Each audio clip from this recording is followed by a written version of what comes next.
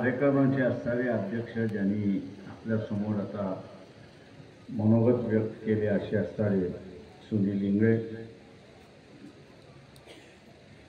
तेलारा कृषी उत्पन्न बाजार समितीचे उपसभापती प्रदीप ढोलेजी, मंचकावरती उपस्थित बिहाडेताई, प्रमोदजी दैंडवे, मिलिंद इंगळे, सुधाकरराव व्यवय, त्याच्याबरोबर या ठिकाणी मी माझी म्हणणार नाही, परंतु सभागृहामध्ये राहिलेले सदस्य गावंडेजी, अशोक दारोकार, सुरेश डोळे,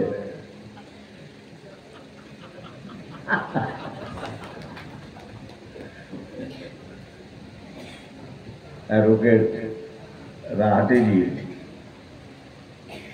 आणि सर्व संचालक मंडळ, त्यांचा असणारा स्टाफ, उपस्थित बंधू आणि पब्लिक, आपण नेहमीच सगळेजण सरकारकडे डोळे लावून बसतो अडचणीत आलो आणि सुखवस्तूमध्ये असलो की आपण सरकारकडे पाठ फिरवतो अशी असणारी परिस्थिती. त्याच्यामुळे हे जे धडसोड धोरण जे आहे, हे धडसोड धोरण हे आपल्याला मागात पडतं, मारत पडतं, हे आपण असताना लक्षात घ्या. दिल्लीमध्ये, हरियाणा, पंजाब, राजस्थान इथल्या असणाऱ्या शेतकऱ्यांचं आंदोलन चाललं. त्यांची साधी सुधी मागणी की जे केंद्र शासन हमी भाव जाहीर करतं त्या प्रमाणात बाजारात आम्हाला भाव मिळत नाही, त्याच्यापेक्षा कमी ह्याच्यामध्ये विकत घेतल्या जाते. त्याच्यामुळे कायदा करा, नियमावली करा की शेतकऱ्याचा माल हा असताना हमी भावामध्येच घेतला जाईल आणि तो कमी भावामध्ये घेतला तर त्याच्यावरती फौजदारी गुन्हा दाखल झाला. मागणी साधी आहे.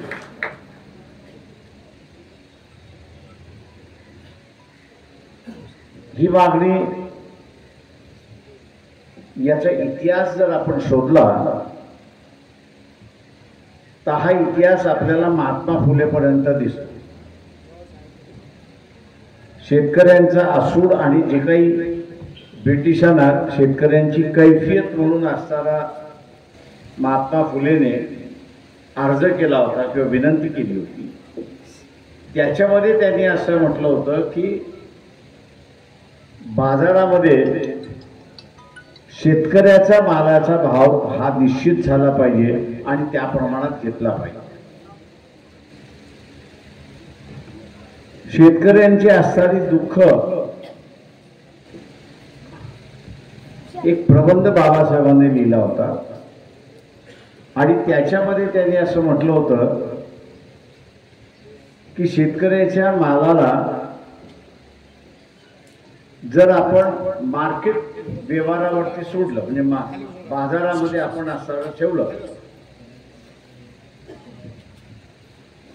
ते आपण असं ठेवलं तर शेतकरी हा बाजारातल्या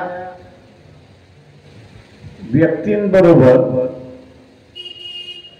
टिकू शकणार नाही आणि त्याची तेवढी ताकदही नाही, ऐपतही नाही. आणि म्हणून नेहमीच बाजार जे आहे ते शेतकऱ्यावरती हावी झाल्याशिवाय राहणार. आज ती आपल्याला दिसते. वर्तमानपत्र जे वाचतात, सोशल मीडियावरती जे वाचतायत, त्यांनी असणारं एक चर्चा सुरुवात केलेली आहे आणि ती चर्चा असताना भारतीय जनता पक्षाने सुरुवात केलेली अशी परिस्थिती आहे की शेतकऱ्यांना हमी भाव द्यायचा असेल तर 16 लाख कोटी रुपये लागतील असं म्हणून त्या ठिकाणी सांगण्यात आलं. जो अर्थशास्त्राचा विद्यार्थी आहे किंवा जो व्यापार करतो त्यालाही लक्षात येतं की ते शेतकरी सरकारने आमचा माल विकत घ्यावा असं म्हणत नाही. तो माल सरकारने विकत घ्यावा अशी त्यांची मागणी नाहीच आहे. त्यांची मागणी एवढी आहे की हमी भावापेक्षा कोणीतरी कमी घेतला व्यापाऱ्याने तर त्याच्यावरती कारवाई झाली.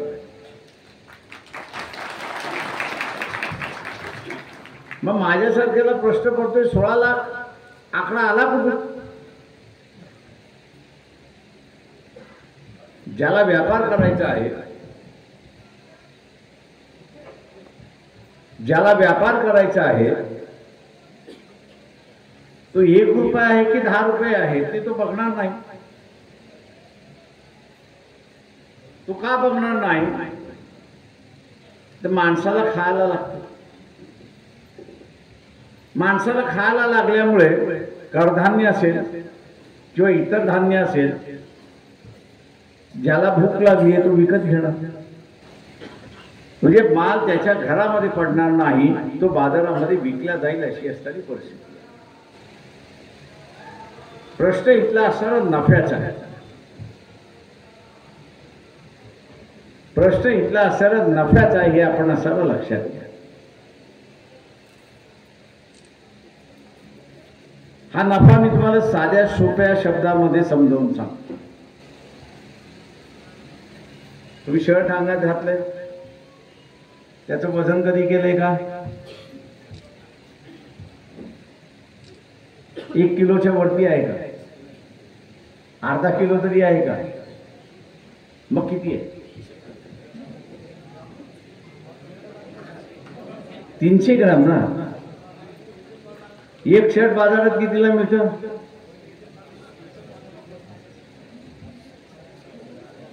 500 धरू आपण.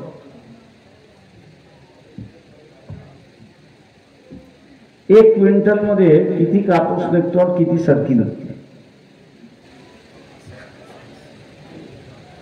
साधं सोपं गणित आहे. तुम्ही दर दिवशी करता, फक्त अंग ओढणी पडलेलं नाही एवढंच फक्त प्रश्न. किती किलो कापूस, किती किलो आणि सरकी किती?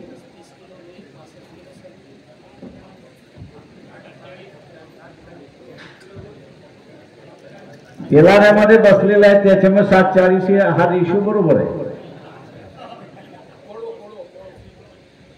जेनवे जिथनं येतात तो त्यांचा रेशो बरोबर आहे 34. या भागामध्ये उतारा चांगला आहे, कापसाचा उतारा चांगला आहे.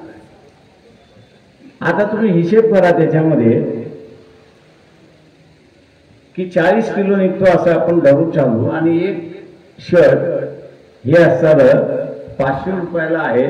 किती शर्ट बसतात आणि 500 रुपयाप्रमाणे किती इन्कम होतं?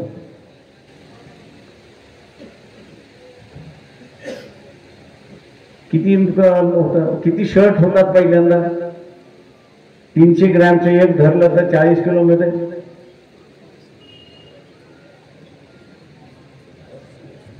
आज तू शाळेमध्ये जातो की न जातो?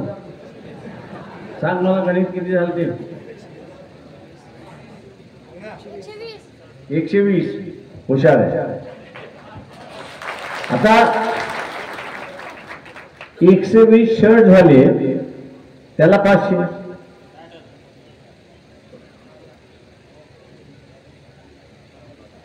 इथे क्विंटल मागे भाव काय?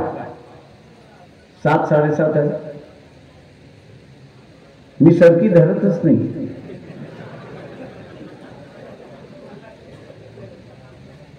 शेवटचा जो आहे तो जो शर्ट विकतो तो 60,000 कमवतो, बरोबर आहे. नफा किती झाला? म्हणजे 60,000 मधनं 7,000 वजा करा, किती होतात?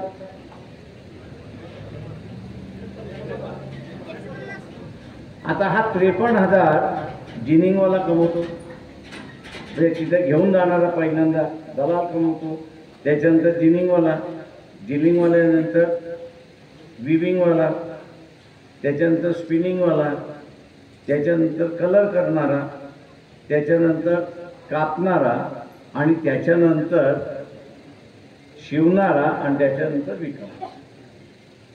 म्हणजे 7 जण हे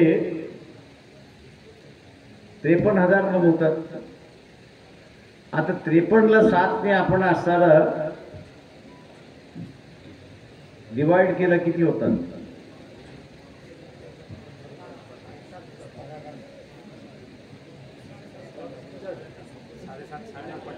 7,500 एकेकाला. म्हणजे जो उत्पादन करतोय त्याला 7,500 आणि जो काहीच करत नाही त्याला सुद्धा 7,500 अशी असणारी परिस्थिती. आणि म्हणून आम्ही जे म्हणतोय की या 7 जणांकडून सरकारने फक्त 200 रुपये जरी काढले तर शासन इथे असणारा 8,500चा भाव सहज त्या ठिकाणी देऊ शकते अशी असणारी परिस्थिती. पण मी जसं म्हणालो की आपण स्थिर नाही आणि आपण स्थिर नसल्यामुळे इथल्या व्यापाऱ्यांचं म्हणा किंवा काही भ्रष्ट राजकीय नेत्यांचा म्हणा फायदा होतो अशी असणारी परिस्थिती. काही गोष्टी ह्या आपण असणाऱ्या ठरवल्या पाहिजेत. जसं आता खाजगी मार्केट आलेले आहे, त्या खाजगी मार्केटला माझा विरोध आहे, पूर्णपणे विरोध. विरोध का? तर जुन्या काळी जी लूट होत होती ती जुन्या काळची लूट थांबवण्यासाठी यशवंतराव चव्हाणांनी ही कृषी उत्पन्न बाजार समितीचा कायदा केला. आता लूट थांबवण्यासाठी निर्माण झालेली कृषी उत्पन्न बाजार समिती आता पुन्हा खासगी बाजार समिती आल्या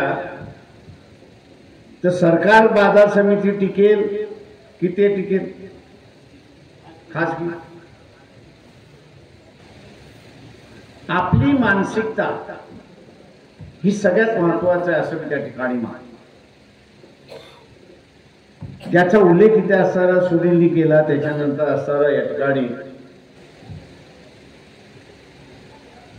उपसभापती ढोलेजींनी यांनी या ठिकाणी केला. उदाहरण आपण घेऊ की त्या तालुक्यामधल्या शेतकऱ्यांनी मी असणारा माझा पिकवलेला माल हा त्या कृषी उत्पन्न बाजार समितीमध्येच विकणार असा जर निर्णय आपण असणारा घेतला तर ती कृषी उत्पन्न बाजार समिती सेसच्या मार्फत त्यांच्याकडे निधी जमा होतो हे आपण असताना लक्षात.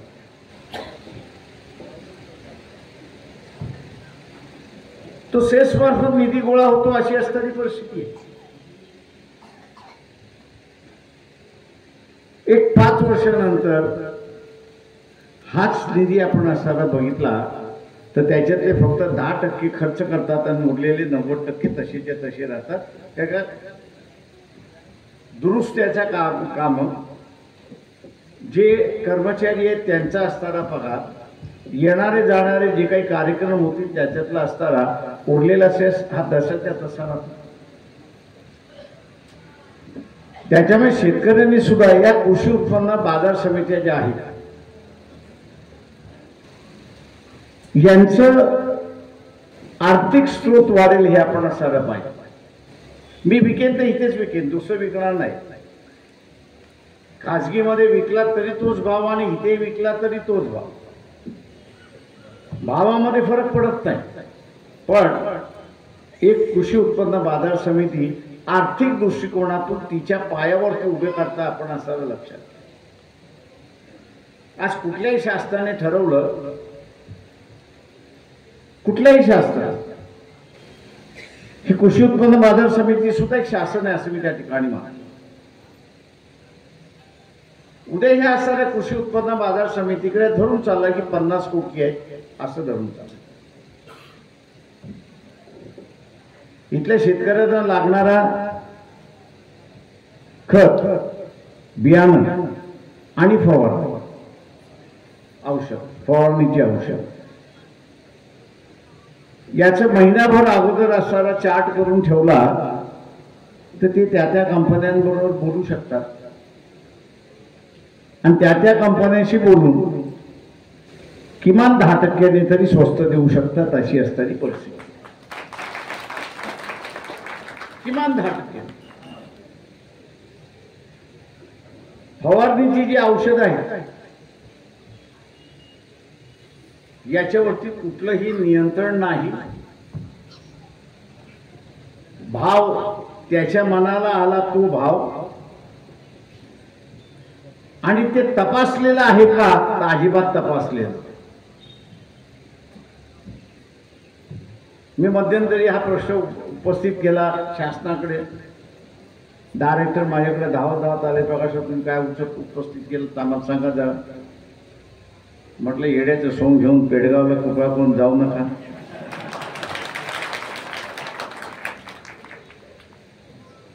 नाही ते म्हटलं प्रकाशावर तुम्ही चुकीची माहिती मिळालेली आहे. म्हटलं ठीक आहे, चुकीची असेल म्हटलं दुरुस्त करा.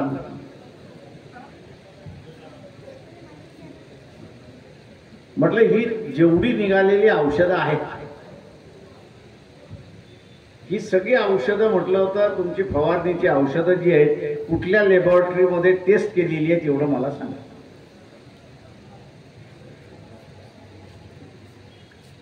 कुठल्या लॅबोरेटरीमध्ये टेस्ट केलेली आहेत? नाही ते म्हटले आम्ही आता लॅबोरेटरी उभ्या करतो, बांधतो सगळं. आणि म्हटलं तर मग आता जे तुम्ही फवारणी करायला सांगताय ते लागू होईल की न लागू होईल याची गॅरंटी नाही. आणि आपण काही वेळेस असताना म्हणतो की आम्ही फवारणी केली, काहीच उपयोग झाला नाही, कीड लागलीच. आता त्यांनी नुसतं कॅल्शियम पावडर तो भरून दिला असेल तर ते होणार तेच आहे. आणि म्हणून इथे जे आहे ती शेतकऱ्यांची लूट जी आहे ती फार मोठी असं मी त्या ठिकाणी मानतो. दुसऱ्या देशांमध्ये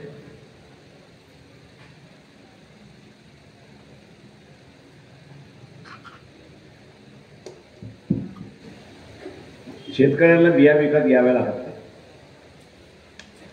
त्यांनी तिथे असणारं गावागावामध्ये सीड बँक्स तयार केलेले आणि त्या सीड बँक मार्फतच शेतकऱ्यांना बियाणं पुरवलं जातं अशी असणारी परिस्थिती आहे. आज असणारा शेतीचा खर्च आपण बघितला तर 30% खर्च हा असणारा फक्त बियाणे खरेदीवरती अशी असणारी परिस्थिती आहे. तिथल्या शेतकऱ्याला हा खर्च नाही. आणि म्हणून आपल्याला सुद्धा शासन बघेल हे धोरण ठेवून चालता येणार नाही. इथे आपल्याला ठरवावं लागेल की मला काय पाहिजे. तिथे बसलेला अधिकारी ठरवेल आणि मी त्याच्यावरती काय अजिबात नाही.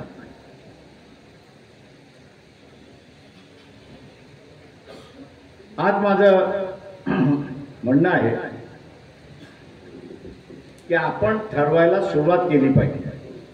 आज केंद्र शासनाला हा हमी भाव करण्याची अडचण काही आहे ते म्हणत नाहीये की विकत घे. त्याच्यामध्ये नियम करताना हमी भाव मिळाला नाही तर शासनाने विकत घ्या असं तो कुठेच म्हणत नाही. ती त्याची अटही नाहीये. ती त्याची अटही नाहीये.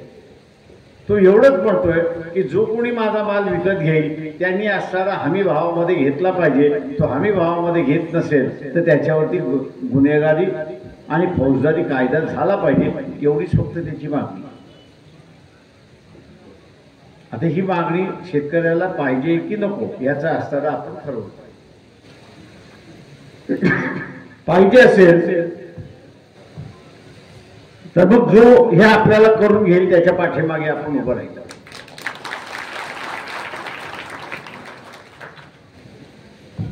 आम्ही काँग्रेसवाल्यांना आता मसुदा दिला सेनेवाल्यांना मसुदे दिला, राष्ट्रवादीवाल्यांनी दिला.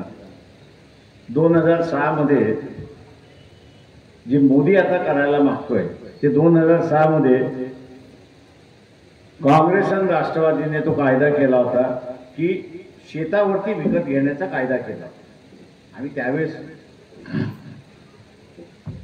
दोन्ही सरकारशी बोललो.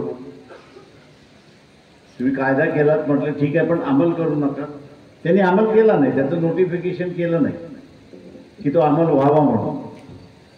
आणि म्हणून बाजार समित्या आपल्या असणाऱ्या कायम राहिल्या अशी असणारी परिस्थिती. पण तीच संकल्पना मोदींनी घेतली आणि शेतावरती तुम्हाला विकत घेता येईल असा असताना कायदा केला. जे 3 काळे कायदे आपण म्हणतो त्याच्यातला एक काळा कायदा असा होता की शेतावरती तुम्हाला माल विकत घेता येईल, बाजार समितीमध्ये जाण्याची अजिबात गरज नाही. त्यावेळेस ही बाजार समितीची कल्पना एकाच ह्याच्यासाठी आली होती की बाजार समितीचे जे सगळे डायरेक्टर्स आहेत त्या सगळ्या ह्याच्यामध्ये बाजार समिती जी असेल त्या बाजार समितीचं नियंत्रण राहील. आणि बाजार समितीचं नियंत्रण राहिल्यामुळे जो काही हमी भाव आहे तो हमी भाव मिळायला सुरुवात. आता हा हमी भाव सुद्धा का आपल्याला मिळतो, तर राज्यघटनेने कृषी आयोग नेमलेला आहे. घटनेने केंद्र शासनाला आणि राज्य शासनाला ताकीद दिलेली आहे की तुम्हाला असणारा 3 वर्षासाठी कृषी आयोग नेमावा लागेल. आणि ते कृषी आयोगाची जबाबदारी काय की त्यांनी मे महिन्यामध्ये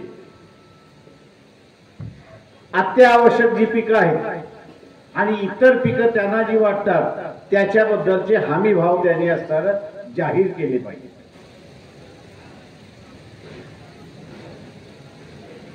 आता ही घटना बदला असं जे मागणी करणारे जे आहेत ते सगळे इथले व्यापाऱ्यांचे पक्ष आहेत हे आपण लक्षात घ्या. आणि व्यापाऱ्यांचे पक्ष असल्यामुळे लूट आपल्याला करता येत नाही, भाव आपल्याला जाहीर करावा लागतो. बाजारामध्ये त्याच्यापेक्षा कमी आपण असताना विकतो आणि मग शेतकऱ्यासमोर परिस्थिती जाते की माझ्या मालाला योग्य भाव मिळत नाही. 50च्या खाली असं करण्याचे मार्ग नव्हता का शासन तिथे असताना हमी भाव अशी कल्पनाच नव्हती.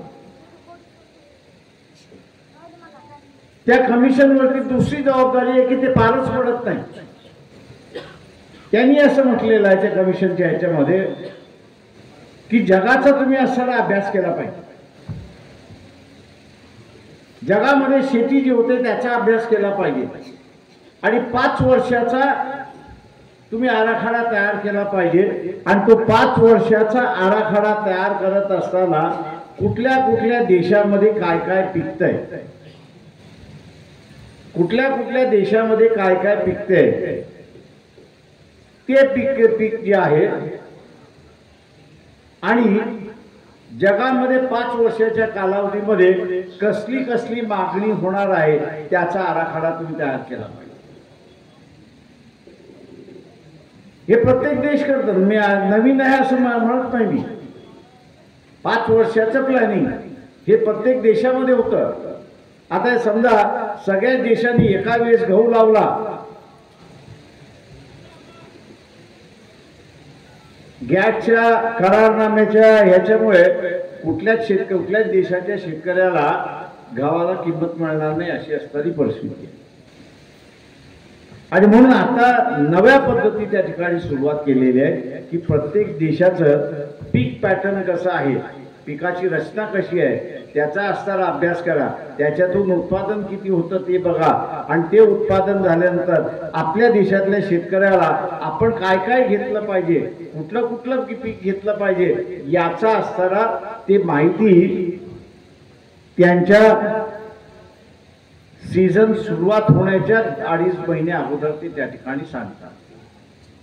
त्या आपल्या इथं असणारा शेतीचा सीझन हा आपण जून महिन्यामध्ये धरला तर तिथे असणारा एप्रिल महिन्याच्या पहिल्या आठवड्यामध्ये जगामध्ये कुठल्या मालाचं जास्ती उत्पन्न होणार आहे, कुठल्या मालाचं कमी उत्पन्न होणार आहे याची माहिती देतात आणि त्याच्या आधारे शेतकऱ्यांनी आपल्याला काय घ्यायचं काय न घ्यायचं हे त्यांनी ठरवावं अशी असणारी परिस्थिती. आपण तिथे गेलेलोच नाही आणि आपण न गेल्यामुळे आपण म्हणतो की कांदा 2 दिवसापूर्वी खुला होतो, 2 दिवसानंतर पुन्हा बंद होतो.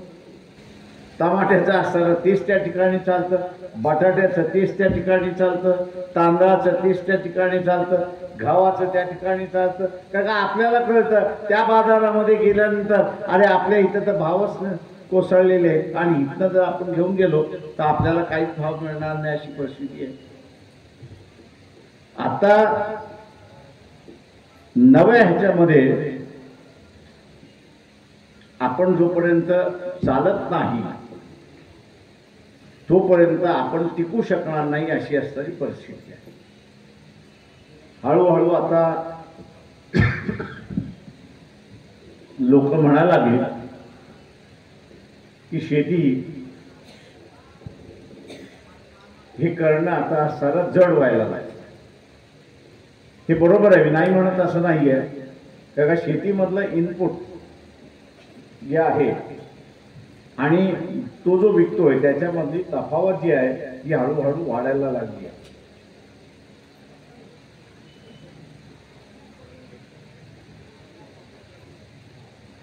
ही हळूहळू वाढायला लागलेली आहे आणि त्याच्यामुळे या देशामध्ये शेतीच्या बाहेर आम्हाला असणारा जागा मिळाली पाहिजे आणि ती म्हणजे नोकरी. आता शासन नोकरी लावत नाही म्हणून असणारं आरक्षण आणि आरक्षणचं भांडण आपण असणारं बघितलं. एका बाजूला छगन भुजबळ तलवार काढून आणि दुसऱ्या बाजूला गावरान आपले पाटील जावंगी पाटील. मला अधिकारी म्हटले त्यांच्याबरोबर बोलणं फार कठीण आहे, तुमचं कसं बोलणं होतं. काय नाही म्हटलं, आपणही गावरान व्हायचं त्यांच्याबरोबर, काय त्याच्यामध्ये.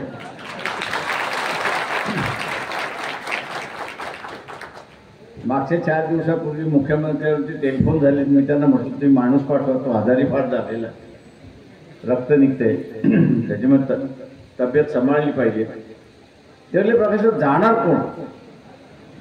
म्हटलं आपण दोघं जाऊ आणि बरोबर डॉक्टर घेऊन जाऊ, काय त्याच्यामध्ये. नाही तू फार शिव्या देतो. म्हटलं एकनाथराव आपण सुद्धा त्याच्यातून गेलेलाच हे म्हटलं विसरू नका.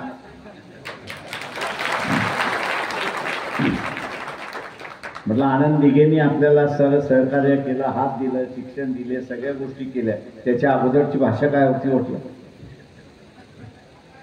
म्हणलं तुम्ही आमचा इतिहासच काय. म्हटलं इतिहास नाही काढत आहे, तुम्ही त्याच्यातून बाहेर पडला, तो अजून तिथे आहे. काळजी काय त्याच्यावर, काय काळजी करायची गरज नाही. आणि म्हणून हे भांडण अजून कुठल्या टोकाला जाईल अजून कळता येईल. अजून नवीन काय होईल याच्यातला असं अजून आपल्याला कळायला मार्ग नाही. म्हणजे आता 40 वर्ष माझी राजकारणामध्ये झाली, ताई बसलेले त्या ठिकाणी. एक 15 वर्षापूर्वी 20 वर्षापूर्वी लहान मुलींवरचा असणारा अतिप्रसंग हे मोजके वर्षातून एकदा दोनदा कुठेतरी जिल्ह्यामध्ये घडले तर घडले, नाहीतर नव्हते. आता हे प्रकरण वाढायला आणि वाढायला लागले. त्याचं कारण की आम्हाला असणारा जो बिशप होता तो आम्हाला नेहमी सांगत असे की empty mind is a devil's mind. म्हणजे रिकामं डोकं जे आहे हे सैतानाला निमंत्रण देत असतं. आणि सैतानाला तू म्हटलं एकदा निमंत्रण दिलं की तो माणूस कसा वागेल, काय करेल, काय याचा कुठंच थांग पत्ता लागत नाही. आणि म्हणून वयात आलेल्या पिढीला त्याला एक नवा मार्ग सापडला पाहिजे. त्याच्या जगण्याचा मार्ग हा सापडला पाहिजे. आणि हा जगण्याचा मार्ग हा एक तर शेती देऊ शकते किंवा शासन देऊ शकते अशी असणारी परिस्थिती आहे. तेव्हा हे जे सारखं शासन म्हणतं नफा तोटा, सरकार ही काही कंपनी नाहीये किंवा कृषी उत्पन्न बाजार समिती ही काही कंपनी नाहीये. त्याच्यामुळे झालेला नफा किंवा जे काही उत्पन्न आलं त्या उत्पन्नातून सगळं बेसिक खर्च जाऊन उरलेला जो निधी आहे तो लोकांच्या कल्याणासाठी कसा वापरावा याला असणारं कल्याणकारी राज्य आपण म्हणतो. पण आत्ताच आपण बघत असाल आता आपण बघत असाल की त्याच्यामध्ये प्रत्येक योजनेमध्ये नफा तोटा बघितला जातो.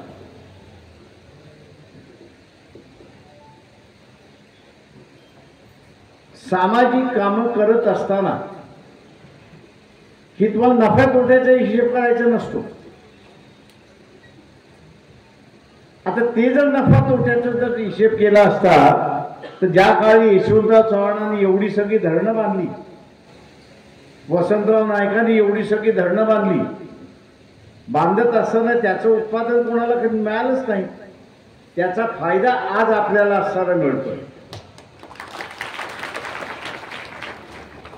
आज त्याचा असणारा आपल्याला फायदा मिळतोय. प्यायला पाणी मिळतंय, शेतीला पाणी मिळतंय, विजेला पाणी मिळतंय आणि त्याचा असणारा फायदा आपल्याला झालेला आहे. सरकार ज्यावेळेस कुठलीही गोष्ट करते, त्यावेळेस तिचा फायदा ताबडतोब नसतो. ते समाजामध्ये जिरायला हे किमान 10-15 वर्ष लागतात अशी असणारी परिस्थिती आहे. आणि म्हणून ज्या योजना आपण असताना सुरुवात करतो, आता मी जसं म्हणालो की कृषी उत्पन्न बाजार समिती हे शेतकऱ्याला लागलेला जो काही माल आहे तो 10% कमी करू शकते. पण कधी कमी करेल की त्यांनी जसं म्हटलं की माझ्याकडे डिमांड भरण्यासाठी निधी असेल. नाही तर दुसरा मार्ग आहे, शेतकऱ्यांनी आपले असणारे ग्रुप करावे, कृषी उत्पन्न बाजार समितीला त्याची डिमांड द्यावी, त्याचे कुठल्या तरी बँकेमध्ये पैसे ठेवावे आणि त्याच्यामधनं असताना करावं. वेगवेगळे आहेत. आत्ताचा असताना जो नियोजन जे आहे हे एका नियोजन तुम्हाला असताना आपल्या सगळ्यांना असताना एका वेगळ्या पद्धतीने केलं तरच आजची जी परिस्थिती आपल्याला दिसते. आणि काही वेळेस आपण म्हणतो हातबळ होऊन अरे आता बाबा काय होणार, त्याच्यावरती नव्यानं मार्ग काढण्याची गरज आहे असं मी त्या ठिकाणी मानतो. आपण बघत असाल की जरांगे पाटील यांनी उपस्थित केलेला मुद्दा कदाचित अनेक जणांना पटत असेल, अनेक जणांना पटत नसेल, मान्य आहे मला. पण भूमिका तर घ्या. जेव्हा तुम्ही भूमिका घेत नाही, एक तर तुम्हाला कळालं नाही म्हणून तुम्ही भूमिका घेत नाही, किंवा तुम्हाला भूमिका घ्यायचीच नाही म्हणून तुम्ही भूमिका घेताय. दोन्ही गोष्टीतून समाजाचं नुकसान आहे, व्यवस्थेचं नुकसान आहे हे आपण लक्षात. माझं नेहमी म्हणणं असं, डोक्याला डोकं जोपर्यंत घासत नाही, डोक्याला डोकं जोपर्यंत लोकशाहीमध्ये घासत नाही तोपर्यंत मार्ग सापडत नाही. मी वकील होतो, 90 साली पार्लमेंटमध्ये गेलो आणि म्हणून मला वाटतं कायदे करणारी कमिटी जी आहे त्याच्यावरती जावं. शंकरदयाल शर्मा आमचे असणारे चेअरमन होते, मी त्यांना जाऊन भेटलो. मला ते म्हटले मी तुम्हाला चांगल्या कमिटीवरती पाठवतो. नाही म्हटलं कुठल्या कमिटीवर पाठव, पण ही कमिटी मला पाहिजे. पहिल्यांदा त्यांना कळलं नाही, पण नंतर विचारलं की ह्या कमिटीवरती जायचं काय. म्हटलं शिकायचं. ते म्हटलं ठीक आहे मग आलो. आणि मग माझ्या लक्षात आलं की देशासाठी एक कायदा करायचा असेल, एक कायदा, तर किमान 1.5 वर्ष लागतं, किमान 1.5 वर्ष लागतं त्या ठिकाणी. आणि हे 1.5 वर्ष का? उत्तर भारतामधलं विचारसरणी वेगळी, दक्षिणातली वेगळी, त्या नॉर्थ ईस्टमध्ये गेलो तर त्याचं तर भलतंच सगळं आहे. कलकत्ता ओरिसामध्ये गेलो तर त्याच्यापेक्षा वेगळं, गुजरातमध्ये आणि ह्याच्यामध्ये आलो तर अधिक वेगळं. हा सगळा वेगवेगळा व्याप जो आहे तो पहिल्यांदा कागदावरती उतरायचा. तो कागदावरती उतरल्यानंतर याच्यातलं समान काय आहे तेवढं फक्त उचलायचं, ज्याला इंग्रजीमध्ये कॉमन आपण म्हणतो. समान काय आहे ते समान उचलायचं आणि त्या समानावरती बसून कायदा करायचा. आणि त्या कायद्यामध्ये एक ओळ जोडून द्यायची की राज्यांना अजून काही त्याच्यामध्ये दुरुस्त्या करायच्या असतील, घालायच्या असेल तो त्याला त्याचा अधिकार आहे. तो अधिकार फक्त त्या राज्यापुरता मर्यादित आहे. मी एवढ्या सगळ्या विविध विचाराने, विविध संस्कृतीने, विविध भाषेने नटलेल्या ह्या देशामध्ये एकोपा करण्यासाठी, कायद्यामधला एकोपा करण्यासाठी, समान विचार त्या कायद्यामधल्या आणण्यासाठी किमान 1 वर्ष लागतं. काय काय कायदे तर 3-3, 4-4 वर्ष लागतात. आणि त्याचं कारण की समानताच मिळत नाही, समान मुद्दाच मिळत नाही. आणि मग समान मुद्दा मिळत नाही तर मग ज्या राज्यांमध्ये जुळणारं जे आहे ते बाजूला काढत काढत काढत आपण त्या ठिकाणी जातो. तशाच पद्धतीने आपण असं एक लक्षात घेतलं पाहिजे की या देशामध्ये खाजगीकरण हा ह्या देशातला पर्याय नाही. ही लोकसंख्या 140 कोटीच्या आसपास जायला निघाली. आता ही 140 कोटीची जनता जो 20 ते 40च्या दरम्यान मधला आहे, हा मी सगळ्यात डेंजरस माणूस. त्याचं नवीन आयुष्य सुरुवात व्हायची किंवा त्याला असताना सेटल व्हायचं असतं. त्याला जर सरकार सेटल करू शकलं नाही किंवा त्याला पर्याय देऊ शकलं नाही, उत्पादनाचं साधन असेल किंवा जगण्याचं साधन असेल, हे जर शासन त्या ठिकाणी देऊ शकली नाही तर मग काही होऊ शकतं हे लक्षात घ्या. काहीही होऊ शकतं. आणि म्हणून नफ्या तोट्यापेक्षा या ठिकाणी किती कारखाने आले ह्याच्याशी मला घेणं देणं नाही. माझा मापदंड फार वेगळा आहे. माझा मापदंड हा आहे की त्या माणसाच्या चेहऱ्यावरती शांतता दिसली पाहिजे, त्या माणसाच्या आयुष्यामधलं तो समाधानी असला, त्या माणसाकडे एवढी साधना असली पाहिजे की तो आपल्या असणाऱ्या मुलाबाळांना व्यवस्थित शिकवू शकतो.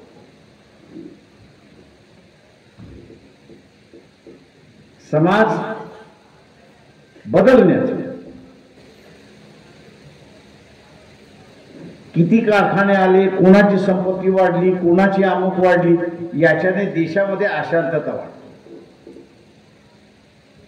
पण याच्या 3 गोष्टी मी असताना सांगितल्या.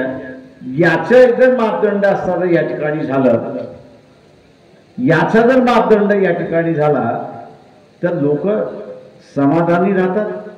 आणि एकदा कुटुंब आणि माणूस समाधानी राहिला की शांततेचं वातावरण त्या ठिकाणी नांदतं, अशी परिस्थिती आहे. आणि म्हणून मी हा कापूस उत्पादन प्रदेश असल्यामुळे ते आपल्याला उदाहरण दिलं की शासनाने 850चा भाव द्यायचा ठरवला, 8,500चा भाव द्यायचा ठरवला, तरी कोणावरतीही बर्डन पडत नाही हे आपण लक्षात घ्या. फक्त प्रत्येक समूहामधील नफ्याची संख्या जी आहे ती तुम्हाला ठरवावी लागेल.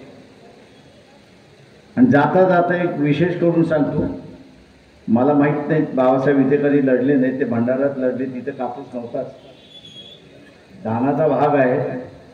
पण त्यांनी घटनेमध्ये लिहून ठेवलं की शासनाने कापसाच्या उत्पादनापासून ते विक्रीतेपर्यंत नियंत्रण केलं पाहिजे. आणि त्याचं कारण एक आहे की हे पीक, कापसाचंच पीक, राज्य आणि केंद्राला 2.5 लाख कोटी परदेशी चलन त्या ठिकाणी मिळवून देतं. मी एका दृष्टीने हे जर चलन आपल्याकडे आलं नाही तर आपल्याला पुन्हा घोड्यागाड्या चालाव्या लागतील, एवढं लक्षात घ्या. याचं कारण काय का, जे इंधन येतंय, पेट्रोल वापरतोय, डिझेल आपण वापरतोय, याला दर वर्षाला आपण 1,35,000 कोटी त्या ठिकाणी मोजतोय. आणि ते परकीय चलनमध्ये दुसरं कुठलंच पीक नाही की ज्याच्यामधून परकीय चलन ज्याला आपल्याला म्हणता येईल, हे 2.25 लाख कोटी आपल्याला असं या ठिकाणी मिळतंय. आणि कापूसच आपल्याला आता देशभरामध्ये गाड्या उडवायला मिळते अशी असणारी परिस्थिती आहे. आणि म्हणून माझं आव्हान आपल्या सगळ्याला या ठिकाणी राहणार आहे की शासन ठरवलं तर आपल्या आयुष्यामधला बदल होऊ शकतो. आणि आयुष्यातला हा बदल करायचा असेल तर आता जी बदबदपुरी चालली आहे, खोकेशाही चाललेली आहे, आयाराम गयारामाचं सरकार त्या ठिकाणी जे चाललेलं आहे, हे माझं म्हणणं असं आहे की पाणी पूर्णपणे गढूळ झालेलं आहे, त्याच्यामध्ये आळ्या पडलेल्या आहेत. एक ठरवा की याच्यातला एकही खासदार आणि एकही आमदार आम्ही निवडून देणार नाही.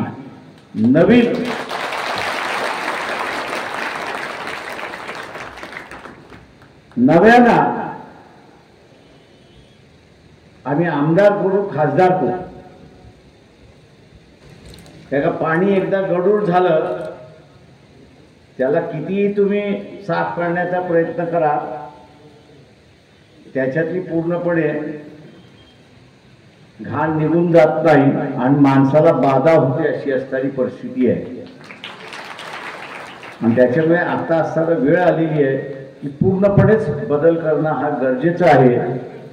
पूर्णपणे हा जर बदल आपण केला नाही, आज आपण ग्रामपंचायतीमध्ये गेलो, पूर्वी ग्रामसेवक का बरोबर इतर जे होते हे परमनंट होते, पण आता सगळे कॉन्ट्रॅक्टवरती आलेले आहेत. जो कर्मचारी आहे तिथला ग्रामपंचायतीमधला किंवा जिल्हा परिषदेमधला, हा कॉन्ट्रॅक्टवरती आलेला आहे. ही नव्यानं वेट बिगारी पद्धत सुरुवात झाली आहे, हे आपण लक्षात घ्या. आज मी 5 वर्षासाठी आलेलो आहे असं धरून सांगतो. मला पुढची 5 वर्ष पाहिजे असेल तर हुजरेगिरी केल्याशिवाय मला गत्यंतर नाही. तेव्हा या हुजरेगिरीचं जे राजकारण चाललेलं आहे, हे हुजरेगिरीचं राजकारण थांबवायचं असेल तर हा सगळा कर्मचारी जो आहे हा 58 वर्ष होईपर्यंत त्याला आपण शाश्वत दिलं पाहिजे की तुझी नोकरी परमनंट आहे. थोड्या माऱ्या केल्यास ते इन्क्वायरी मार्फत जाऊ शकते, पण तोपर्यंत परमनंट आहे. म्हणजे त्याची वेट बिगारी पद्धत ही आपण संपवली तरच तो खऱ्या अर्थाने आपल्या बाजूने या ठिकाणी उभा राहील. नाही ती या नव्या व्यवस्थेमध्ये दडपशाहीचं जे वातावरण आहे ते आणखीन दबन होईल अशी असणारी परिस्थिती आहे. व्यापारी माझ्यासमोर बसलेले, त्यांना मी सांगतो तुम्ही मोदीला पुन्हा आणू नका. राजकारणावरती दाढी झाल्या, एक जण आतमध्ये गेला का इंडस्ट्रियलिस्टवरती धाडी झाली. कोणीतरी त्याला कोर्टाने ठरवलेलं आहे की यांनी एवढी चोरी केली आहे म्हणून त्याला 10 वर्ष शिक्षा, असं कुठे आहे का? तर नाही. 10 वर्ष फार मोठी आहे. तुम्ही दाढी घातल्या, दाढी घालण्याचा अधिकार आहे असं मी त्या ठिकाणी मानतो. पण दाढी घातल्यानंतर तुम्हाला जे काही सापडले ते कोर्टामध्ये घेऊन जा आणि कोर्टाला ठरवू द्या ना तो चोर आहे की नाहीये. तुम्हीच ठरवताय की हा चोर आहे की नाहीये. अशा ह्या धोरणामुळे आज जो हा तरुण बेरोजगार आपल्याला मोठ्या प्रमाणात दिसतोय त्याचं कारण मी आपल्याला सांगतो. 24 लाख नागरिक नाही म्हणत आहे, कुटुंब, 24 लाख कुटुंब की ज्यांची संपत्ती 100 कोटीच्या आसपास आहे. गेल्या 2014 पासून ते 2024 पर्यंत देश आणि नागरिकत्व हे दोन्ही सोडून गेले. बरं, हे गेलेले ख्रिश्चन नाहीत, हे गेलेले मुसलमान नाहीत, हे गेलेले सगळे हिंदू आहेत की ज्यांची संपत्ती 100 कोटीच्या आसपास है. काही जणांनी मी ओळखतो, अरे क्यों करते, अरे है ना हम लोग लड़ने के लिए. जब बोलते प्रकाश भाई तुम लड़ोगे ये बात सही है, लेकिन मेरे इज्जत का फालूदा होगा उसका क्या करोगे, वो कहां से ले आओगे. जो हमारे पुरखों ने इज्जत कमाई है, नाम कमाई है, शोहरत कमाई है, कि जिसके लिए आज हम लोग फल खा रहे हैं, वही शोहरत और इज्जत अगर मिट्टी में मिल गई तो क्या रहा. इसलिए अच्छा है कि देश भी छोड़ो और नागरिकत्व भी छोड़ो. असे 24 लाख कुटुंब गेलेले आहेत की जे या देशामध्ये किमान 5-6 कोटी लोकांना एम्प्लॉयमेंट देतात. आज ते गेले स्वतःची मालमत्ता घेऊन. नवीन पिढी हवेवरती अशी असणारी परिस्थिती आहे. याच्यानंतरचा रीडिंगचा तो धाडी ज्या पडणार आहेत तर हा सगळा आपला बाजार समितीमध्ये रजिस्टर्ड आहे, त्यांचा नंबर आहे.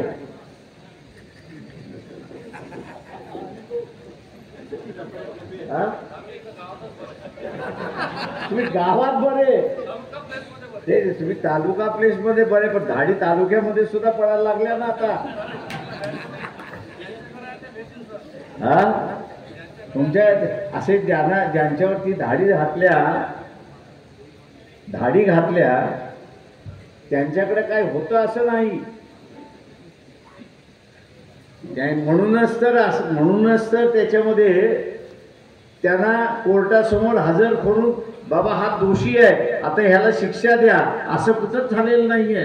एक केसही झालेली नाहीये. हे फक्त आपला कब्जा राहावा. काँग्रेसने जसं 70 वर्ष राज्य केलं तसं आपलं 70 वर्ष राज्य राहावं. आणि जे कोणी आपल्याला असणारं लाईन मध्ये येत नाही. बुशनी ज्यावेळेस अफगाणिस्तानवरती वॉर केला त्यावेळेस त्यांनी एक वाक्य वापरलं होतं, एक तर तुम्ही आमच्या बरोबर आहात हे सांगा, तुम्ही जर आमच्या बरोबर नसाल तर तुम्ही आमचे विरोधक आहात, असं त्याचं वाक्य होतं. त्याच पद्धतीने हे सरकार चाललंय की तुम्ही आमच्या बरोबर आहात तर शाबुता, तुम्ही आमच्या बरोबर नाही तर धाडीवरती या. त्याच्यामुळे हा जो सिलसिला तिथला असणारा चालू राहणार आहे, हा सिलसिल्याला तोडणं हे गरजेचं आहे असं मी त्या ठिकाणी मानतोय. आणि म्हणून मग अशी म्हणालो की होलसेल पाणी बदलणं हे गरजेचं आहे. ते आपण या लोकसभेमध्ये करा ही अपेक्षा बाळगतो आणि आपली सगळ्यांची रजा घेतो.